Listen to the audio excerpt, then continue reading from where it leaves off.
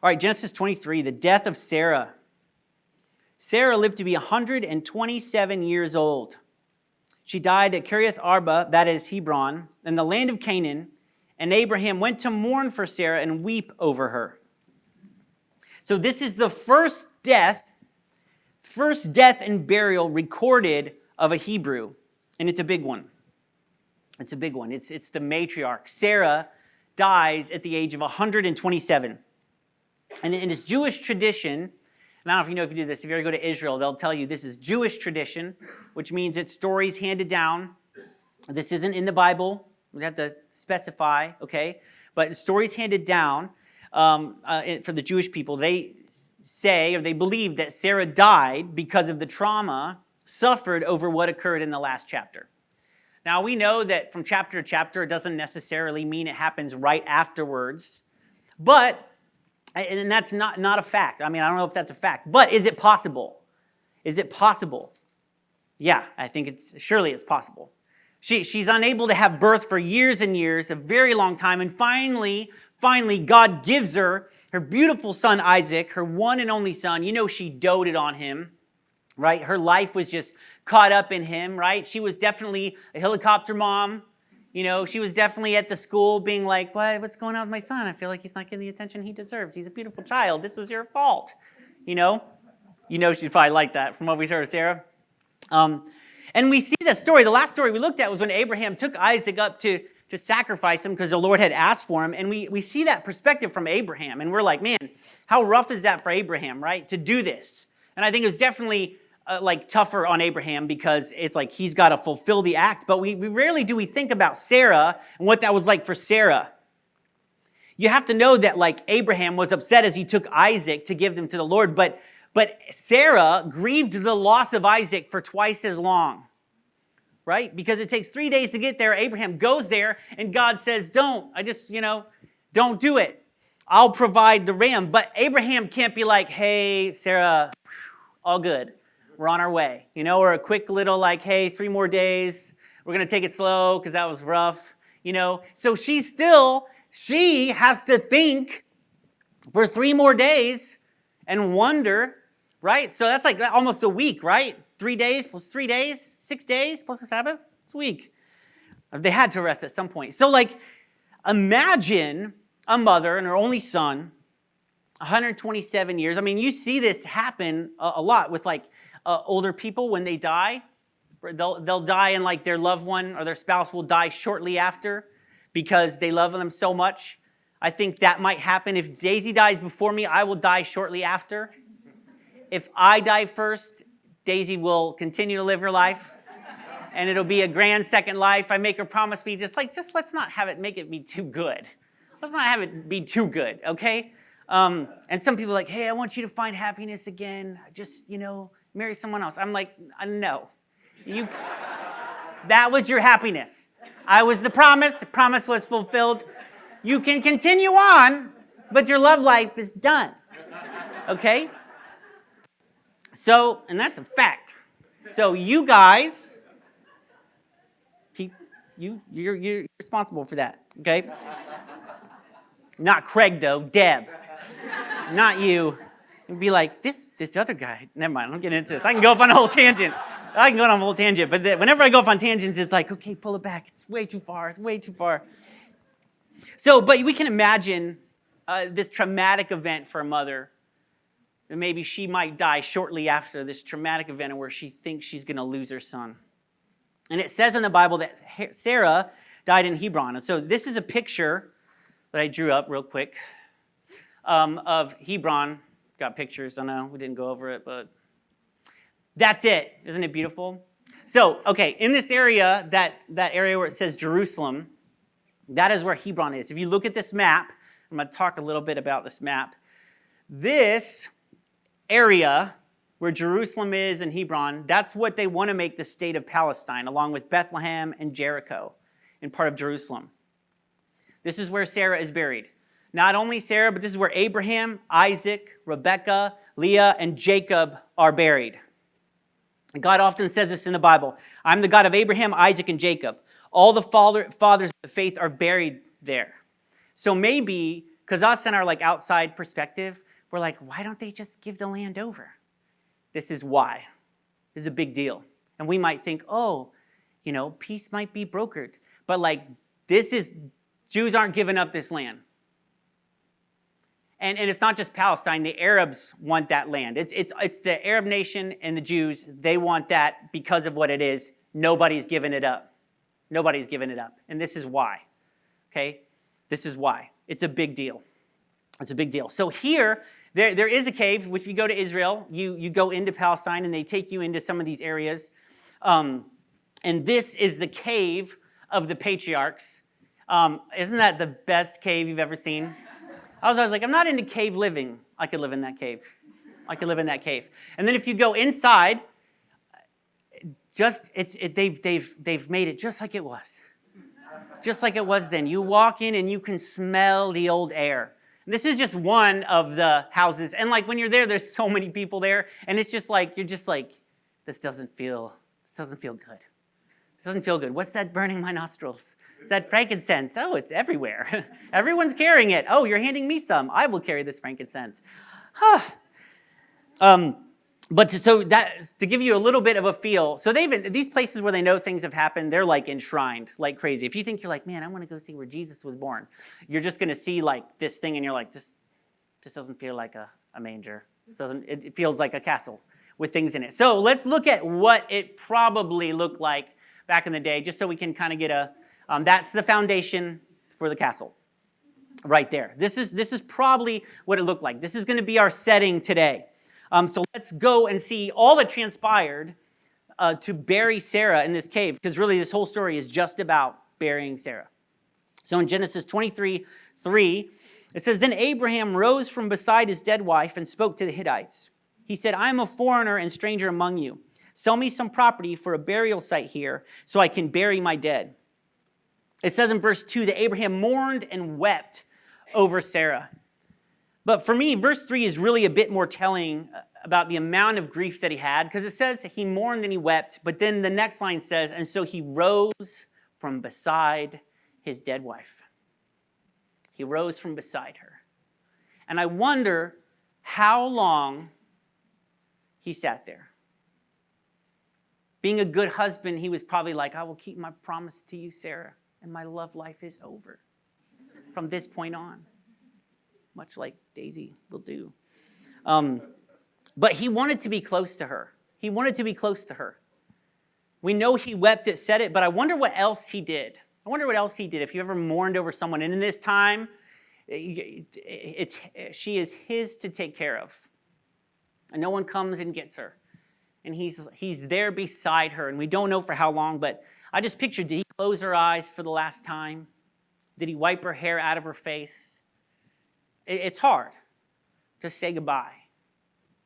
And you know that he was just taking care of his wife. I'm sure he did her face. He's like, no, I want, when people see her, I want the inner beauty to come out. I want people to see her as I saw her. I want this to be as perfect as it possibly can be. And we wonder what was going on in Abraham's head as he mourned his wife. What was going on in his head? I was looking at the stages of grief. Some say there are 5, and some say there are 7. And I want to preface this by saying, because sometimes they say, there's 5 stages of grief, and then if I say it from the pulpit, it's like the Bible says there are 5 stages of grief, and that's not true. And I don't think all stages of grief are for everybody, and I don't think Christians' grief should be the same. It shouldn't be. So though I'm talking about the 5 stages of grief, we're not going to act like they're a fact or it's biblical, okay? And I'm not saying it's wrong to go through stages of grief either. You're never like, this isn't biblical. I'm just saying, I'm not saying that, okay? So the 5 stages are listed as denial, anger, bargaining, depression, and acceptance. And I don't think everyone goes through all the stages or deals with grief the same way. And I think it definitely depends on who it is, what stage of life they're in. I don't know if Abraham was in shock or denial. I don't know if he was just like, she was only 127, right in the prime of life. It's always a loss. You're never like, well, You never feel that way, but I don't know if he was in shock or denial about it. One way I can imagine that he would deal with his grief is guilt. Because that's how I have dealt with grief in the past. You start feeling guilt. And I think everybody can identify with this. Like, you're just like, man, if I had only come to see them that one last time. If I'd only come to see them, I could have. I had something else to do, but I should have. I should have made it important, right? And we get real, like, if I've only answered that phone call a year ago when they called and I was out with my friends, we just start playing all the things that how we wronged them, how we could have been better, the things we could have done, right? And you know that he's thinking how I could have been a better husband. I could have been a better husband. I'm sure he's replaying all his failings concerning that person. And since we've walked through his life with Sarah, we can imagine some of that guilt that he felt. Like, if I only hadn't doubted that she could produce a son. I doubted God. I doubted you, God. And in doubting you, I caused pain to her. If only I had done this. If only I had called her princess before God told me to call her princess. If only I had treated her better. If I wish I was more supportive. Was I ever really supportive? And this is like just a warning. When you're dealing with grief, sometimes we go a little too far down that, and it gets ridiculous. And sometimes it's nice to have someone around that's like, you're over the top, okay? You were good. You were a good husband, Abraham. You were a good husband, right? But he's got to deal with this. And he's like, did I ever treat her like a princess that she was? And so we all know, if you've ever been through grief, it's like, I'm going to treat her like a princess now. I'm going to bury her like a princess. I'm going to bury her like royalty. Sarah could not possibly have been the first person in their group to die. They've been wandering for a very, very long time. They went in battles. People had to die in these battles, but I assume, and we assume they just buried them along the way. They just buried them along the way because that's what they could do, but not Sarah. Not Sarah. Abraham is like, not my Sarah. I'm going to bury her like the princess that she was. I'm going to bury her so that she is seen and remembered as God saw her and as I see her. I'm going to bury her like a princess. I'm going to make sure that I give her a proper burial. So he appeals to the Hittites. And so let's look at this interaction with the Hittites in verse 5. The Hittites replied to Abraham, "Sir, listen to us. You are a mighty prince among us. Bury your dead in the choicest of our tombs. None of us will refuse you his tomb for burying your dead." Then Abraham rose and bowed down before the people of the land, the Hittites. He said to them, "If you are willing to let me bury my dead, then listen to me and intercede with Ephron, son of Zohar, on my behalf, so he will sell me the cave of Machpelah, which belongs to him and is at the end of his field. Ask him to sell it to me for the full price as a burial site among you." Ephron the Hittite was sitting among his people, and he replied to Abraham in the hearing of all the Hittites who had come to the gate of his city. "No, my lord," he said, "listen to me. I give you the field, and I give you the cave that is in it. I give it to you in the presence of my people. Bury your dead." Again, Abraham bowed down before the people of the land, and he said to Ephron in their hearing, "Listen to me, if you will. I will pay the price of the field. Accept it from me so I can bury my dead there." Ephron answered Abraham, "Listen to me, my lord. The land is worth 400 shekels of silver. But what is that between you and me? Bury your dead." Abraham agreed to Ephron's terms and weighed out for him the price he had named in the hearing of the Hittites, 400 shekels of silver, according to the weight current among the merchants. So Ephron's field in Machpelah near Mamre, both the field and the cave in it, and all the trees within the borders of the field, was deeded to Abraham as his property in the presence of all the Hittites who had come to the gate of the city. Afterward, Abraham buried his wife Sarah in the cave in the field of Machpelah near Mamre, which is at Hebron, in the land of Canaan. So the field and the cave in it were deeded to Abraham by the Hittites as a burial site. To us, this interaction may seem a little strange. Everything in me is saying, take the land for free. He just offered it to you, right? As a gift. Take the gift. Just take the gift. In this day and age, it's typical for foreigners to not be able to own land. Land was everything. Land was everything. For a family to lose its land was a catastrophe. In fact, later in Israel, if a man lost his property because he fell into debt, his relative had the right to buy it, to keep it in the family. If you'll look with me, or at least jot in your notes, in Leviticus 25, 23 through 28, says, "The land must not be sold permanently, because the land is mine, and you reside in my land as foreigners and strangers. Throughout the land that you hold as a possession, you must provide for the redemption of the land. If one of your fellow Israelites becomes poor and sells some of their property, their nearest relative is to come and redeem what they have sold.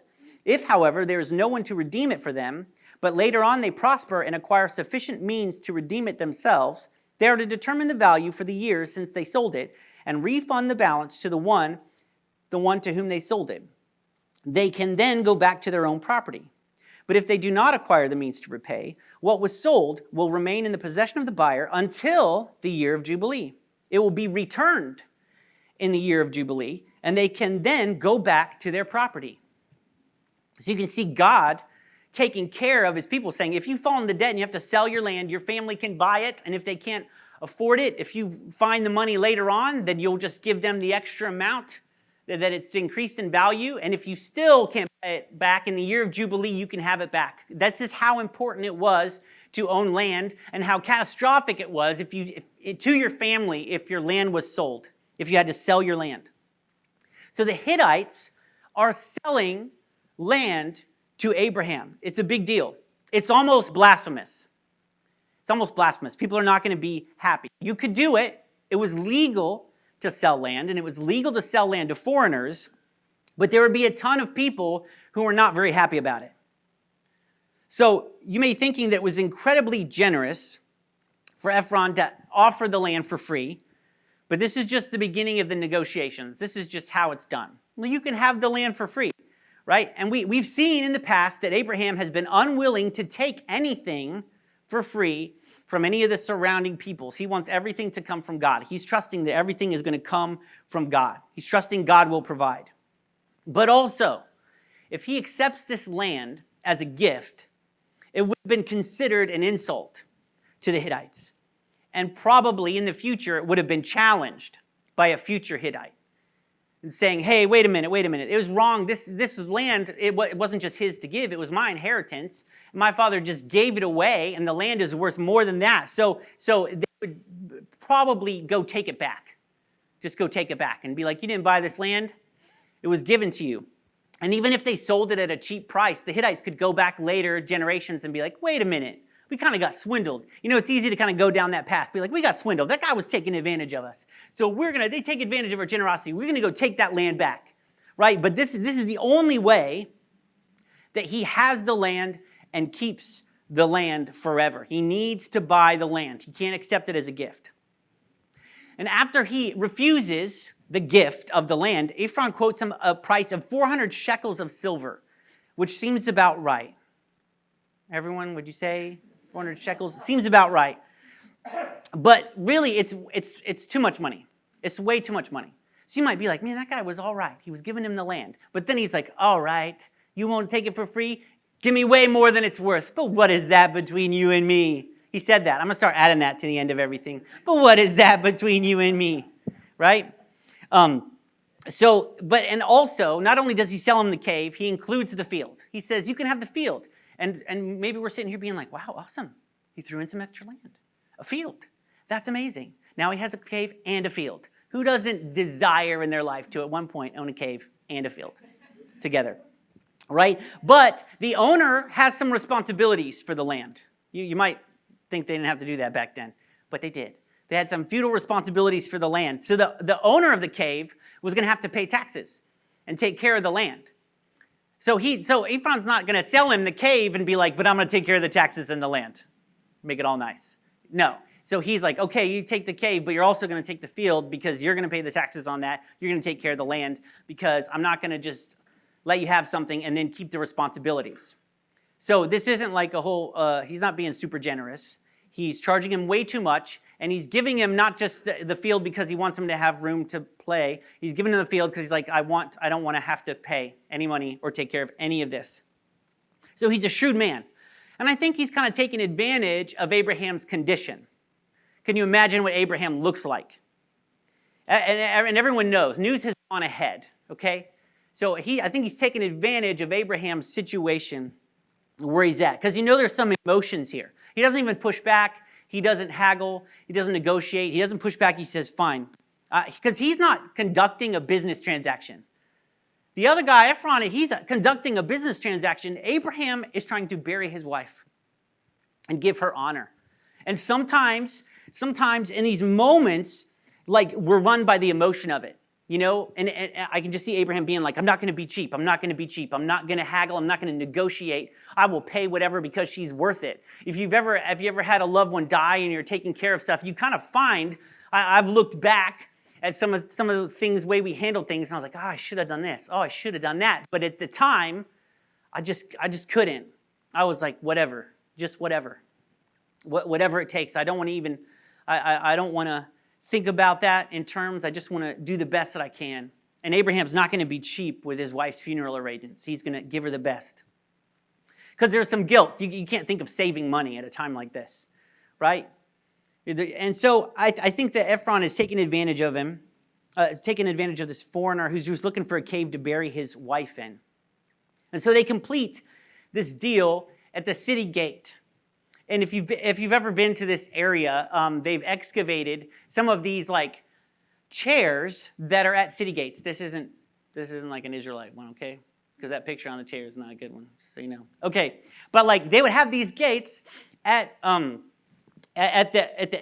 outside. They would have this seat outside the city where people would decide. This is where transaction happens. This is where legal matters happened. And it happened here because everyone's gathering there. There's merchants there. They would always do stuff at the outside of the gate. And so there's tons of witnesses there. There's tons of legal witnesses. And that's why we see Abraham come up and he's talking to everyone and says, well, tell this guy that I want to buy his land. And they're like, get this guy. And all this is happening at a place like this, outside the gate, where all the people are gathered. And this is a legal transaction now because there are witnesses. We might just think they didn't have all these things, but they did. They had deeds, legal transaction. And so the land, and not just that, but he's going to sell the land, but he needs the community. He needs all the people there to see it happen. Ephron needs everyone to support it because if they get upset with him for selling Hittite land, he can be like, hey, you all went with it. You all were witnesses. And it's also good for Abraham because a lot of people have seen this transaction. It's a safe, legal transaction. And so the cave and the fields surrounding it are deeded to Abraham. And he returns to bury his wife, his princess, Sarah. In times like this, in times of grief and mourning, I don't know if anyone is ever thinking about what God is doing. And maybe we think, man, God is comforting me. God is helping me get through this, right? But we don't ever feel like there's like productivity going on in loss. We don't feel like there's productivity going on in loss because that's not the way our human minds work. Productivity cannot come out of loss. So when we're thinking of what God is doing and watching God move, what we're really hoping is to get back to zero. We're counting on God and hoping God can get us back to zero, back to normal, right? Till we can just accept the facts. That was the last stage of grief, was acceptance, right? And I don't think that one's right. I think it's part of it. I gotta get some water here. Acceptance is part of it, but that's not the final stage for just accepting it, right? I accept the facts. I've learned to live with it. We've accepted it. We're moving on. We're living with it. And we can see, like, when we get acceptance, like, things get easier day to day, week by week, month by month, till we finally get back. And it can take some time, but what do we get back to? We get back to normal. We get back to zero. We get back to the place that we were dropped so far from, and then we get, now I'm okay. I've accepted it. I'm at normal. But as Christians, I think there's so much more for us than just getting back to normal. I don't think the final stages should be acceptance, but hope. And there's the things we know. We have the hope of heaven. We have the hope of being with God. We have the hope that they're with God. We have the hope that we will see them again, and that's a good hope. But I think through this passage, we can see that there is even more hope to be had than just the hope of heaven. Because like we always see, God is always doing more than one thing. If we look back at Genesis 12, when God first called Abraham, I'm going to read Genesis 12, 1 through 7, and then I'm going to hop over to Genesis 13. In Genesis 12, 1 through 7, the Lord said to Abraham, "Go from your country, your people, and your father's household to the land I will show you. I will make you into a great nation, and I will bless you. I will make your name great, and you will be a blessing. I will bless those who bless you, and whoever curses you, I will curse. And all peoples on earth will be blessed through you." And then in 13, verse 14, the Lord said to Abram after Lot had parted from him, "Look around from where you are. Look around from where you are, to the north and the south, to the east and west. All the land that you see, I will give to you and your offspring forever." All the land that you see, I will give to you and your offspring forever. "I will make your offspring like the dust of the earth, so that if anyone could count the dust, then your offspring could be counted. Go, walk through the length and breadth of the land, for I am giving it to you." So Abram went to live near the great trees of Mamre at Hebron, where he pitched his tents, and there he built an altar to the Lord. We've watched God fulfill several promises he gave to Abraham so long ago. He gave him an heir from his own body, from Sarah's own body. He blessed him. He made his name great. But though he had the promise of the land, he was still a foreigner. He was still a nomad. He did not have any land. But in this moment, don't miss where he was when God said, look around you. This is your land. I will give it to you north and south, east and west. And so he went by the trees at Mamre in Hebron and camped where this cave and this field is. In this moment, a seed is planted. A seed of his destiny. A deposit is made. Abraham owns his first piece of property. His first piece of the promised land. He finally owns a piece. Another promise is fulfilled. A promise is fulfilled even through tragedy, even in heartbreak, even in the heartbreak. God is still fulfilling his promises. When everything is falling apart, God is still fulfilling his promises. And you know what? Abraham was he's too broken up to notice it. When we're in that stage, we're not like, you fulfilled the promise. It's not like he's sitting there doing that. I think he's too broken up to notice it. But God was blessing him and blessing his future and keeping his promises. Get this, not just in the tragedy. God wasn't keeping his promises in the tragedy, not just during the tragedy, not even in spite of the tragedy. God was fulfilling his promises through the tragedy. He was fulfilling his promises and showing his goodness through the heartbreak. God can take the bad and make something good out of it. He's the only one who can. Even in this transaction with Ephron, we see God at work. They do not sell land to foreigners. They don't sell land to foreigners. It is blasphemous. Normally, everyone can be mad. Abraham can sit there and say, man, that land cost me 400 shekels of silver. I had to buy that land. And God says, no, you don't even realize I gave you that land. I gave you that land. 400 shekels is steep. From impossible to 400 shekels, you're welcome. You had nothing to do with that transaction. That was all me. That was all God. Even when Ephron is overcharging Abraham, Abraham could sit there in his flesh and be like, man, in my pride, I don't want this guy to take advantage of me in front of all these people. I refuse to pay that much. Because we can be like that sometimes. We can have our pride and say, no, this person is taking advantage of me. He's taking advantage of what I'm going through. He's making me look like a fool in front of everybody. And you know what? I need some land, but I'll find land somewhere else because I'm not going to be made a fool of. Because I will not be made a fool of. And I'm not going to be made a fool of in front of people. And so we protect ourselves and we stand up. And he could have done this like, hey, man, I'm trying to be seen as I want to be respected in this community, in this land. I can't be seen as a fool. But even when someone else is taking advantage of Abraham, God is moving through it to bless him and to fulfill his promises. Even if someone is taking advantage of you, God is blessing you. They can't take advantage of God. People cannot take advantage of God, and God is with you. Let your pride down and say, whatever you want, man. Whatever you want, because I might look like a fool now, but I know somehow, some way, God is working out something. God is working out something. You can't take advantage of God, and God is with me. So try what you may. Try what you may, because we're going to see what God is going to do through this. God's going to bless it abundantly. People cannot take advantage of you. Get this in your head.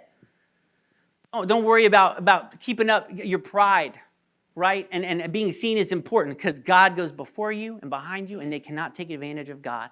They cannot make God out to be a fool. He's overcharging Abraham, and in doing so, he is giving Abraham a stake in the land and fulfilling God's promises. And it's just a deposit. It's just a deposit for everything else Abraham will have in this land. Even when people are taking advantage of you, God isn't just looking out for you. God isn't just looking out for you. He can use it and he can bless you through it. He can use it and he can bless you through it. Maybe it took Abraham to get to a place where he would even go ask for them to sell, because this is a big deal. Maybe this tragedy, Abraham had to get to a place where he's like, I'm so desperate, I will finally go ask for some land. Maybe Abraham needs to be disheveled and mourning before they would even think it, right? Even though Abraham pays a high price, it's the high price that makes it his land legally forever. What are they going to say? Hey, wait a minute, we charged you too much for that land. We want it back. This makes it his legally forever without any pushback, without any argument. It is his. And this is our reminder through this story. God is still on high when we are at our lowest. When you are at your lowest, God is still on high. He's still on high. When you are in retreat, when you are standing still, God is still charging forward for your good. When you are unsure of the promise and you are holding back, God is sure of his promises and he is moving forward. God is always making something new. He's always fulfilling his promises. He's always staying true to his word, even when we think all is lost. Even when we think all is lost. And this is where we place our hope. It's not just the hope of heaven.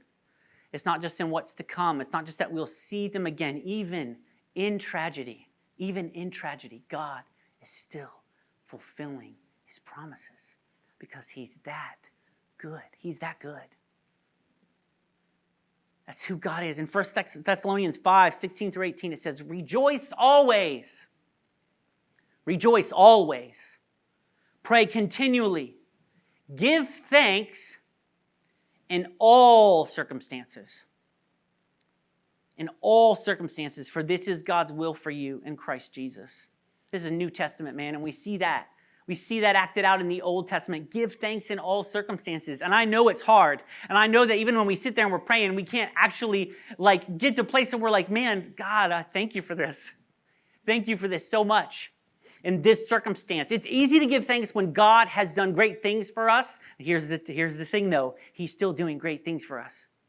Even in tragedy, when our eyes are closed to it, when we're too hurt to see what God is doing something, and he's blessing us, not in spite of the tragedy, but through the tragedy. Through the tragedy, you will see that God never stopped.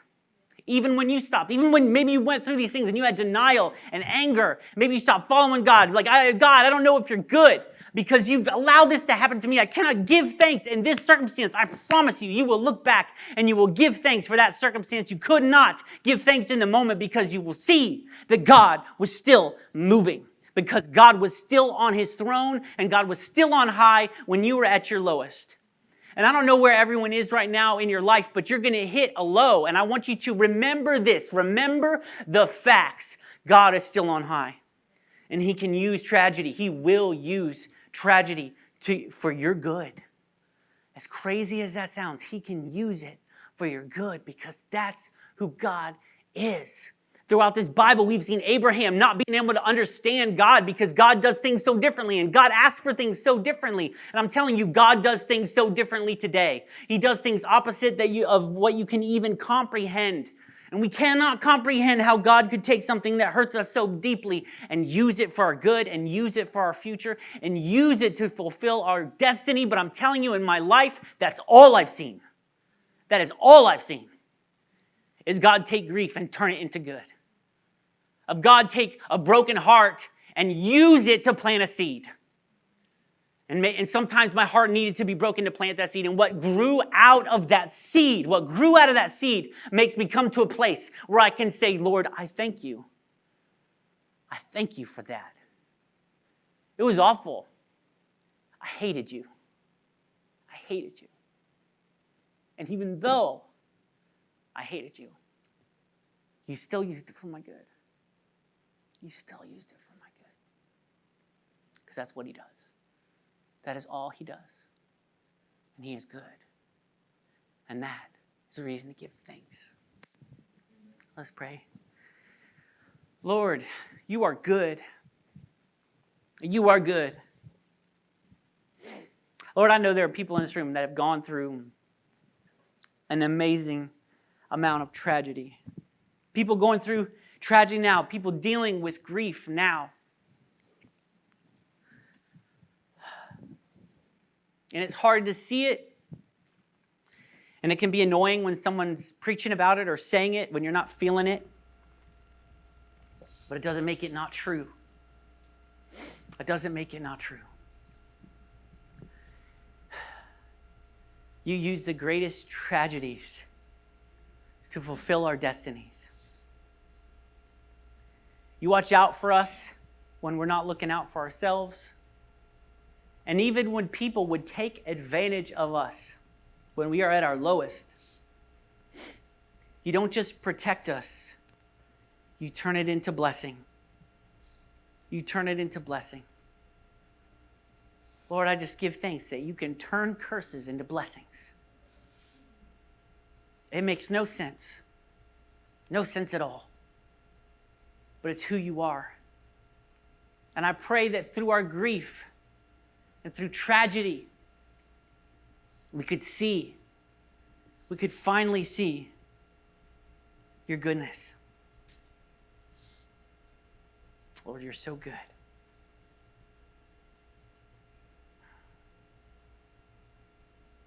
In Jesus' name I pray, amen.